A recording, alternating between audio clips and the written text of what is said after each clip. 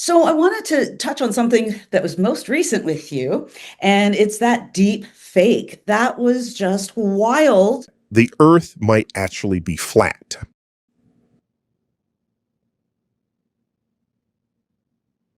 That's not me. In this day of deep fake, how concerned are you about misinformation, disinformation going out like that? I've thought about this, and the better deepfakes get, the more likely it is that someone who had previously believed fake news will think that their fake news is faked. At which point the internet is no longer a source of objectively true information that can be trusted. And then that would be the death of the internet. The internet, 1992 to 2028. And then it returns to just showing cat videos the way it once was. So I think it contains the seeds of its own unraveling if it continues in that way. Do you think the internet will die out? If If it, if deepfakes uh, are not constrained in some way, and of course there's some fun deepfakes. Practically everything we see and measure in space, not only objects, but temperature, size, density, is on a spectrum. So I was babified with Theo Vaughn in conversation using our actual words that we actually spoke when I was actually on his podcast. So it's a deep fake. No one is thinking that the toddler is speaking modern astrophysics. So there's a place for that, but it's not let me fool people into thinking this is actually you, put words in your mouth, and then control your mission statement or your messaging. For science, it's pretty innocent, but if you start doing that with politicians who are in sensitive areas of the world where there's unrest, where there's political tensions, it could be not only the unraveling of an informed democracy, it could be the unraveling of civilization itself. what do you think about just in general about scientific literacy and critical thinking? I mean, in this day and age, is that under threat? It's not that there's less critical thinking. It's just that if you're not a critical thinker, the consequences to you are greater in your health, in your security, this sort of thing. And in science class, they don't teach in school in general, they don't teach critical thinking. And maybe it's time that becomes an entire class. And school curricula is not nimble. Maybe it's not as nimble as it should be, tracking the needs of what someone requires to survive in this world, to not just to survive, but to thrive. And so, uh, and by the way, if you do major in science, the critical thinking comes for free in how you are taught and what you need to know. But for everybody else, it's so fundamental to being a functioning part of an informed democracy that I think the education system needs to shift in response to this. Are you concerned about the youth of today in this era of misinformation and disinformation and deep fakes and AI? No, I'm worried about adults who are in charge, who run things, who vote, who wield resources, who wield funding, who decide what does and does not get supported culturally, politically, economically. That's who I worry about. And adults outnumber kids in the Western world. Adults outnumber kids 5 to 1. So I'm not worried about kids. They're born curious. And if they can retain their curiosity, they will be able to ask questions through the misinformation. And so the task there is to sustain that curiosity. Susceptibility is really with the older people. That's why for you to say, how do we protect the next generation from knowing a fake? They're kind of they have a built-in awareness just by being in that generation, watching it happen in front of their eyes. And so, yeah, I'm less worried about the next generation than I am about grandma. All right, let's get into the space stuff because this is my stuff. I love it. Bring it on. You were the one who made me fall in love with Apophis way back when because Oh, you remember those? Yeah. Apophis yeah. is still coming by. It's going to come by, but we know now it's not going to hit us. Right. So it's going to miss what was then called the keyhole, where the gravitational influence on it would have brought it into harm's way. But it's still coming. It's going to still dip below our orbiting satellites. So everyone will have eyes on it as it comes by. It's pretty exciting. But now we have 2024 YR4. There was a study out of Western University here in Canada about it potentially hitting the moon. Yeah, that'd be very cool. If that's the safe way to have an asteroid hit. Nobody on the moon. Plus, the moon seems just fine getting hit by stuff. All right. It's got no end of craters. And of course, we're hit as often as the moon is hit. We just do a better job of covering up the evidence of it with our erosion and rain and continental drift and the like. So, yeah, I mean, I think it's clickbait to say it might hit. The chances are that it won't hit. But if it does hit, all telescopes will be on the moon. If it hits on the near side rather than on the far, if it's on the far side, we won't see it unless we send up spacecraft that can observe it from the far side of the moon. How long do you think it'll take until we get down to the dark matter, dark energy? Because there's still debate, especially with dark energy. Do you think I wouldn't call it debate. Debate is the wrong word. We don't know what it is. So we're trying to get as much evidence as we can and put it together, and we scratch our heads. And some people have some ideas, other people have other ideas. And generally, when two groups or two people disagree on the frontier of science, it's not a matter of who can argue best. It's a matter of, in order to distinguish your idea from my idea, we need data of this kind. And if those data are not forthcoming, then we will remain in a state of disagreement about how to interpret the little bit of data we have. So the dark matter will be whatever it is. I would like to know what it is before I die.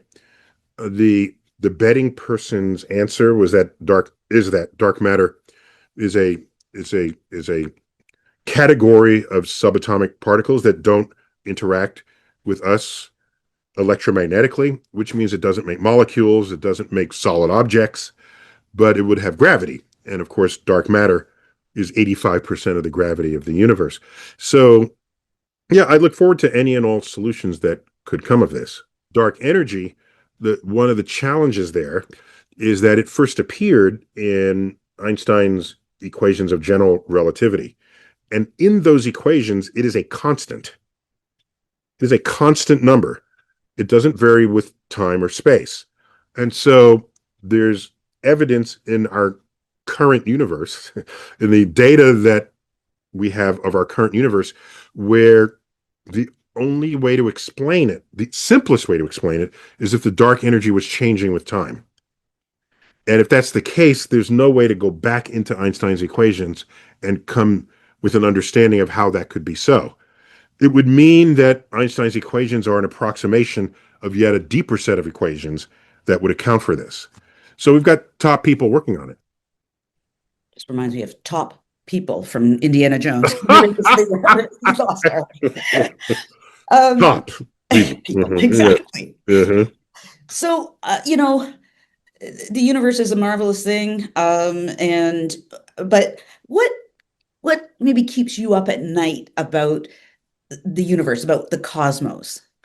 I wonder whether we are smart enough to ever figure it all out. Why should we, who have any smarts at all, have just enough smarts to figure out the universe? Might it require a more intelligent alien, for example, where everything about the universe is self-evident, like you looking at objects placed on your desk? Yeah, of course, that's my coffee mug and that's my thing. Yeah, of course. So they look at the universe, say, yeah, of course there's dark matter. Duh. Whereas it's like the proverbial blind man touching the elephant. There's the toenails and the tusk and the tail and none of their descriptions match each other. And so they're scratching their heads without seeing the entire coherent elephant visible in plain sight. Well, they're blind, so they don't see it. How blind are we with our feeble intellect relative to what might be necessary to figure out the universe? Something that is that has fascinated me was, the fact that we didn't know that those little fuzzy things in the sky and seen in telescopes were actual galaxies until 100 years ago. That's nothing. And now we've taken pictures of black holes at the center of galaxies. We've taken a big leap in just even 100 years. Maybe we don't think they'll be as big as a leap in the next 100 years. I don't see why not. I mean, look at what we knew 100 years ago compared to what we knew in the year 2000. And I don't, and what do we know in the year 1900 compared with the year 1800? So the progress of science and technology has been exponential ever since we've had science and technology. I'll give a quick example. I have two books, one published in 1895, and then the second edition of that book published in like 1898. Well, what? A new edition after 3 years? That first book was on the sun by a professor of astronomy at Princeton University. I'm very proud of what we had learned about the sun. And then in 1896, 97, 98, we learned that the sun has strong magnetic fields and that sunspots come in magnetic pairs and that explosions on the sun are magnetic fields bursting forth. So in 1898, he said, I had to come out with a second edition because we learned so much. Such scientific discoveries unfolding at such a rapid pace, it necessitated this new edition. He's speaking that way in 1895. So, I think there'll be breakthroughs as there. I don't know that there will be, but history tells me that there will likely be. So is there anything you're looking forward to in 2026? Any astronomical event? I mean, I'm looking forward to Artemis 2 launching with a Canadian.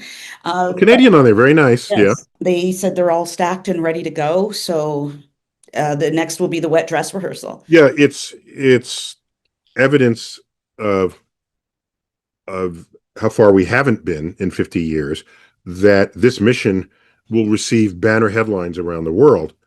Humans go back to the moon, even though they won't be walking on the moon. Okay, the last time we did this was 1968 in December. So we've already done that, and we've done it nearly 60 years ago, yet not not in the memory of most people who are alive today. So it becomes a special event, but it's not advancing a space frontier for having done so, because we've already done exactly that. We've already been to the moon, orbited the moon, and came back. So how do you feel about the Artemis and program and going back to the moon and this new space race with China? I don't have feelings about any of this. It just is. I can give you an analysis, but they're not feelings.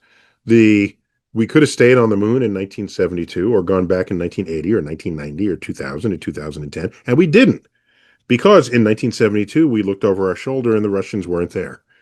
The godless, evil empire of the Soviet Union was not there.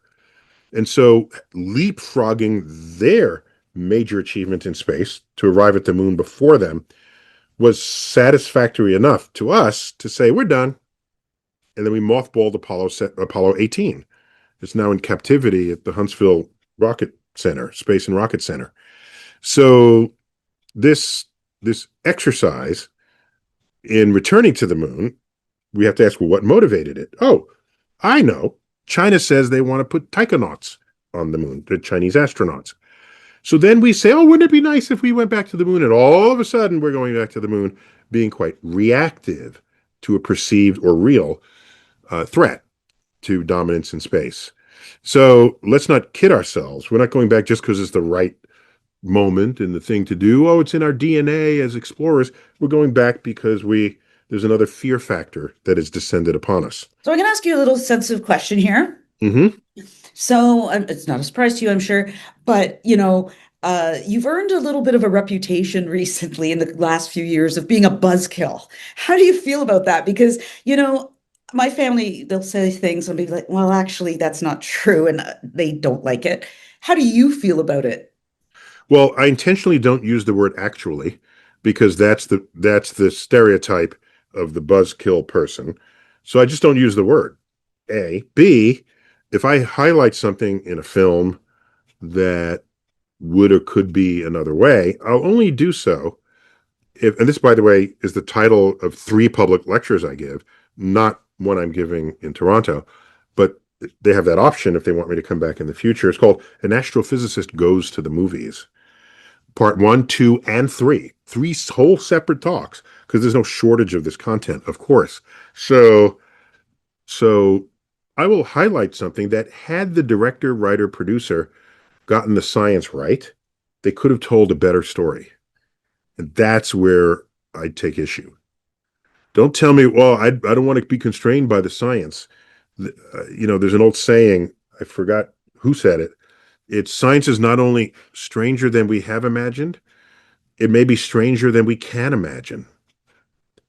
So science can and should be a source of your thinking outside of the box, not be, as if you're an artist, not viewed as something that's somehow constraining you. We came up with antimatter. We came up with black holes, multiple parallel universes. All of this was adopted into the storytellings of superheroes and other sort of fantasy, science fiction. We've been there first. So give it some attention. So now about being a buzzkill, I don't want to be treated any differently from how you might treat someone who's a car expert, let's say. And then there's a period movie takes place in 1958, let's say. And then parked on the street is a 1962 Chevy Bel Air. And they say, they hadn't made that car yet at the time this movie is supposed to take place. You would say, hey, you know your car. That person would be respected for knowing that. Honored even. But when I point out that BB-8 is a rolling spherical metal ball would have skidded uncontrollably on sand, you're going to say I'm a buzzkill? So I just want the same respect you give others who carry expertise into the cinema. That is fair. That is absolutely fair. I remember that tweet. I remember that one actually very well. Well, you know what? Thank you very much. I will say, thank you so much for your time. But I will say my daughter, who's 22, wanted me specifically to mention the epic rap battle. She goes back. That was a few years back. I put the swag back in science while Isaac Newton was lying.